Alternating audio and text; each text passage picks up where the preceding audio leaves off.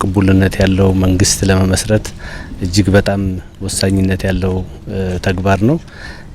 በዚህ አጋጣሚ ህዝቡም ለምርጫው ያደረገው ተሳትፎ ከምዝገባ ጀምሮ እስካሁን ድረስ እጅግ በጣም የሚገርም ነው። ለባህር ዳር ከተማ ህዝብ እንዲሁም ለአማራ ክልል ህዝብ እንዲሁም ለኢትዮጵያ ህዝብ በዚህ አጋጣሚ ምስጋና ማቅረብ ፈልጋለሁ። እንግዲህ በዚህ አመት እጅግ በጣም በርካታ ህዝብ ነው ለምርጫ የተመዘገበው። ከ54 ሚሊዮን በላይ እንደተመዘገበ ምርጫ ቦርድ ነግሮናል። እንግዲህ ምርጫ ትልቁ ነገር ህዝቡ ይሆነኛል የሚለውን መንግስት ይሆነኛል የሚለውን ፓርቲ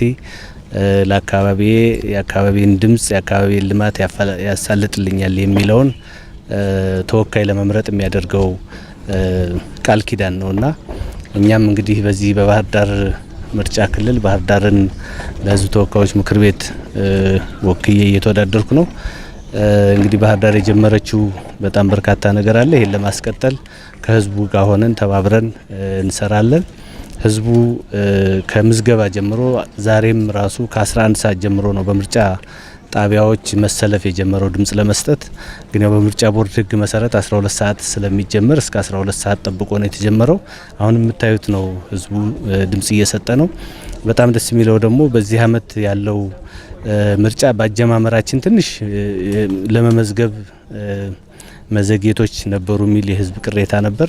በኋላ እሱ ተስተካክሎ ዛሬ ግን ስንመርጥ በጣም በፍጥነት ነው እያስተናገዱን ያሉና በጣም ወጣቶች ናቸው። በጣም ደስ የሚል አሰራር ነው በዚህ አመት ያደረግነው ምርጫ። በጣም በርካታ ህዝብ እንደመምረጡ ይህንን ደግሞ በደንብ አስተዳድሮ ለዚህ ማብቃት ትልቅ የተቋማዊ አቅም ግንባታ ነውና ምርጫ ቦርድንም በዚህ አጋጣሚ ለገነባው አቅም ያው ማመስገን እፈልጋለሁ። ምርጫው ምንም ይሁን ምን ህዝቡ የመረጠውን ብልጽግና ፓርቲ ይቀበላል። እኔም ህዝቡ የመረጠውን ወኪል ወደፊት እቀበላለሁ። ለምን እኔ ካልተመረጥኩ የሚል ፍላጎት የለኝም። ህዝቡ የፈለገውን ይምረጥ። ባለፈው በሰላማዊ ሰልፉ እንደተነጋገር ነው ብልጽግና ፓርቲ አንድ ፓርቲ ከሀገር በላይ አይደለም። ስለዚህ የሀገር ቀጣይነት እንጂ የፓርቲ ቀጣይነት አይደለም ፍላጎታችንና የሀገር ግንባታ ላይ ይሆናል የሚሉትን ወኪል መምረጥ ያስፈልጋል። እሱንም እንደ ተወዳዳሪ እቀበላለሁ ለማለት ፈልጋለሁ። አመሰግናለሁ። ታንኪዩ